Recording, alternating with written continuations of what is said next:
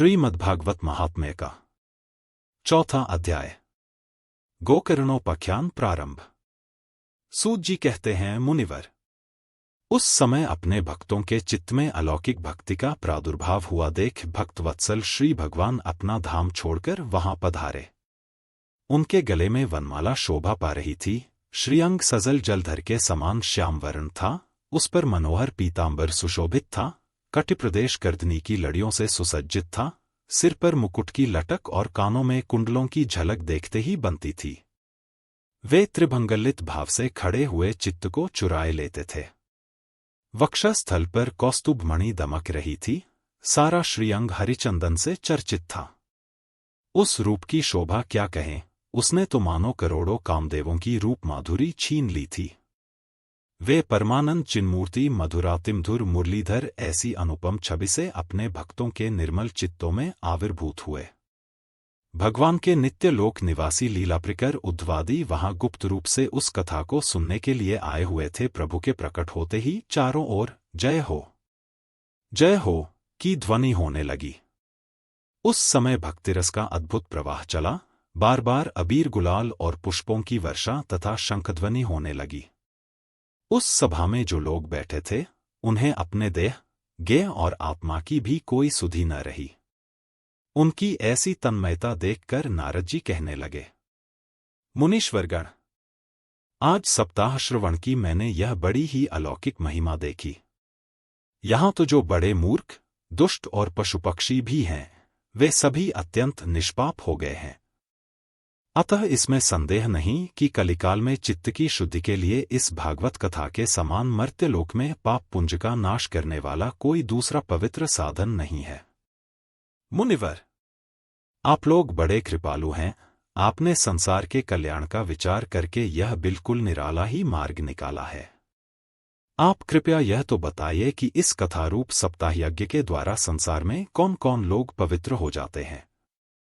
सनकादि ने कहा, जो लोग सदा तरह तरह के पाप किया करते हैं, निरंतर दुराचार में ही तत्पर रहते हैं और उल्टे मार्गों से चलते हैं, तथा जो क्रोधाग्नि से जलते रहने वाले कुटिल और कामपरायण हैं, वे सभी इस कलयुग में सप्ताह यज्ञ से पवित्र हो जाते हैं। जो सत्य से च्युत, माता पिता की निंदा करने वाले, तृष्णा के मारे व्याकुल, आश्रम धर्म से रहित, दंभी, दूसरों की उन्नति देखकर कुढ़ने वाले और दूसरों को दुख देने वाले हैं, वे भी कलयुग में सप्ताह यज्ञ से पवित्र हो जाते हैं। जो मदिरापान, ब्रह्महत्या, सुवर्ण की चोरी, गुरुस्त्रीगमन और विश्वासघात ये 5 महापाप करने वाले, छल छद्मपरायण, क्रूर, पिशाचों के समान निर्दयी, ब्राह्मणों के धन से पुष्ट होने वाले और व्यभिचारी हैं, वे भी कलयुग में सप्ताह यज्ञ से पवित्र हो जाते हैं। जो दुष्ट आग्रहपूर्वक सर्वदा मन, वाणी या शरीर से पाप करते रहते हैं, दूसरे के धन से ही पुष्ट होते हैं तथा मलिन मन और दुष्ट हृदय वाले हैं, वे भी कलयुग में सप्ताह यज्ञ से पवित्र हो जाते हैं। नारद जी, अब हम तुम्हें इस विषय में एक प्राचीन इतिहास सुनाते हैं। उसके सुनने से ही सब पाप नष्ट हो जाते हैं। पूर्वकाल में तुंगभद्रा नदी के तट पर एक अनुपम नगर बसा हुआ था। वहां सभी वर्णों के लोग अपने अपने धर्मों का आचरण करते हुए सत्य और सत्कर्मों में तत्पर रहते थे। उस नगर में समस्त वेदों का विशेषज्ञ और श्रौत स्मार्त कर्मों में निपुण एक आत्मदेव नामक ब्राह्मण रहता था। वह साक्षात दूसरे सूर्य के समान तेजस्वी था। वह धनी होने पर भी भिक्षाजीवी था। उसकी प्यारी पत्नी धुंधुली कुलीन एवं सुंदरी होने पर भी सदा अपनी बात पर अड़ जाने वाली थी। उसे लोगों की बात करने में सुख मिलता था। स्वभाव था क्रूर। प्रायः कुछन कुछ बकवाद करती रहती थी। गृहकार्य में निपुण थी, कृपण थी और थी झगड़ालू भी।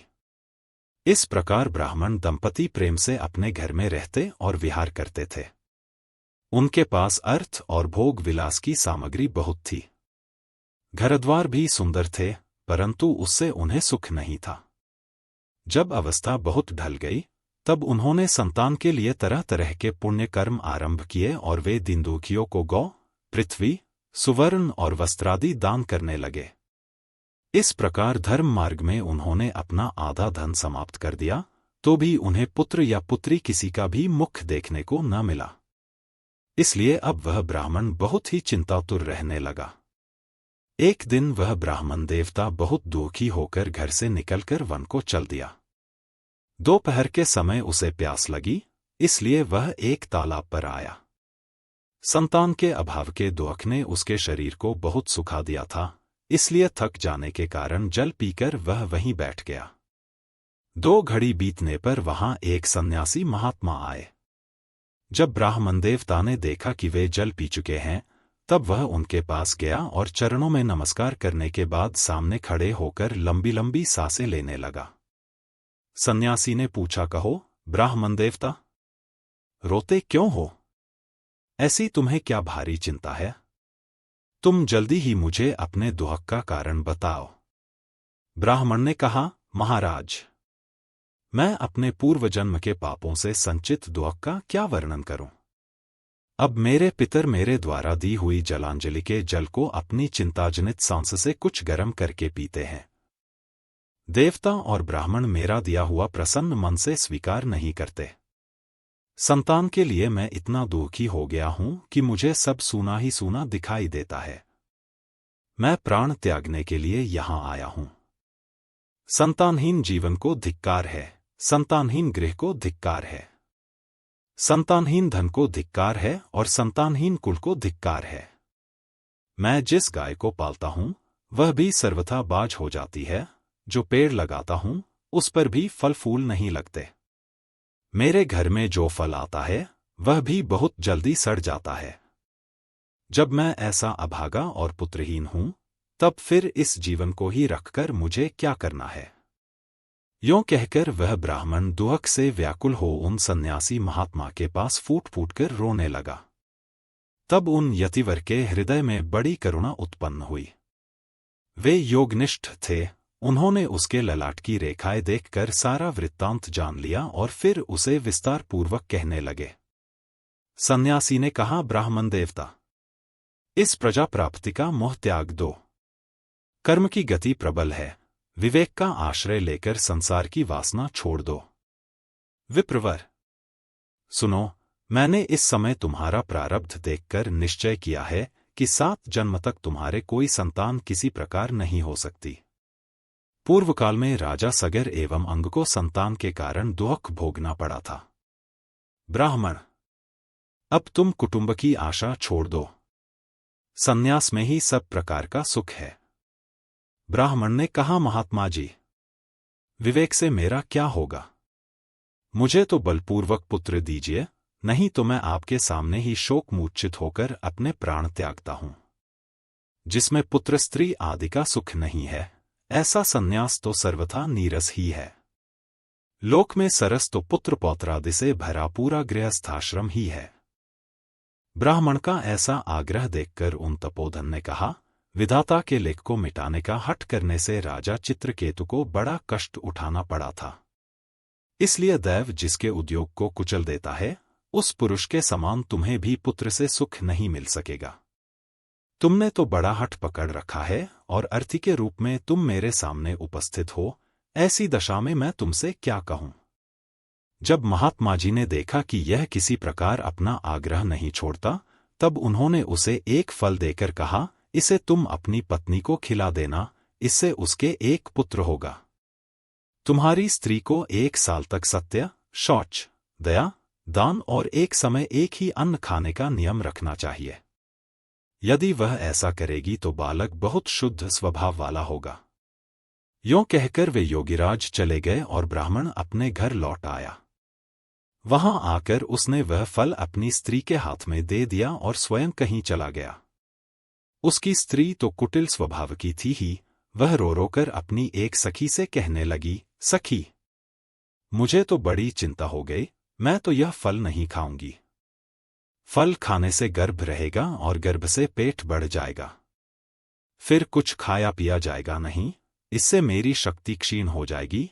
तब बता, घर का धंधा कैसे होगा? और दैववश यदि कहीं गांव में डाकुओं का आक्रमण हो गया तो गर्भिणी स्त्री कैसे भागेगी? यदि शुकदेव जी की तरह यह गर्भ भी पेट में ही रह गया तो इसे बाहर कैसे निकाला जाएगा? और कहीं प्रसवकाल के समय वह टेढ़ा हो गया तो फिर प्राणों से ही हाथ धोना पड़ेगा। यों भी प्रसव के समय बड़ी भयंकर पीड़ा होती है। मैं सुकुमारी भला यह सब कैसे सह सकूंगी? मैं जब दुर्बल पड़ जाऊंगी तब नंदरानी आकर घर का सब मालमता समेट ले जाएंगी, और मुझसे तो सत्य शौचादि नियमों का पालन होना भी कठिन ही जान पड़ता है। जो स्त्री बच्चा जनती है उसे उस बच्चे के लालन पालन में भी बड़ा कष्ट होता है। मेरे विचार से तो वंध्या या विधवा स्त्रियां ही सुखी हैं। मन में ऐसे ही तरह तरह के कुतर्क उठने से उसने वह फल नहीं खाया, और जब उसके पति ने पूछा फल खा लिया, तब उसने कह दिया हाँ खा लिया। एक दिन उसकी बहन अपने आप ही उसके घर आई। तब उसने अपनी बहन को सारा वृत्तांत सुनाकर कहा कि मेरे मन में इसकी बड़ी चिंता है।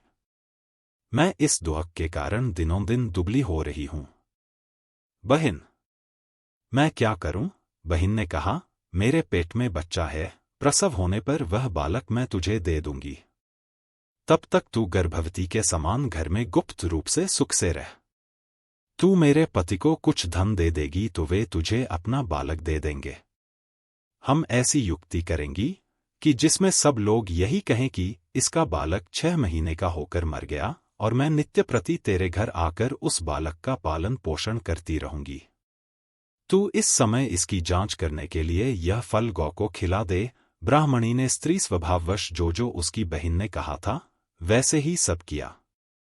इसके पश्चात समयानुसार जब उस स्त्री के पुत्र हुआ, तब उसके पिता ने चुपचाप लाकर उसे धुंधुली को दे दिया, और उसने आत्मदेव को सूचना दे दी कि मेरे सुखपूर्वक बालक हो गया है। इस प्रकार आत्मदेव के पुत्र हुआ सुनकर सब लोगों को बड़ा आनंद हुआ। ब्राह्मण ने उसका जातकर्म संस्कार करके ब्राह्मणों को दान दिया, और उसके द्वार पर गाना बजाना तथा अनेक प्रकार के मांगलिक कृत्य होने लगे।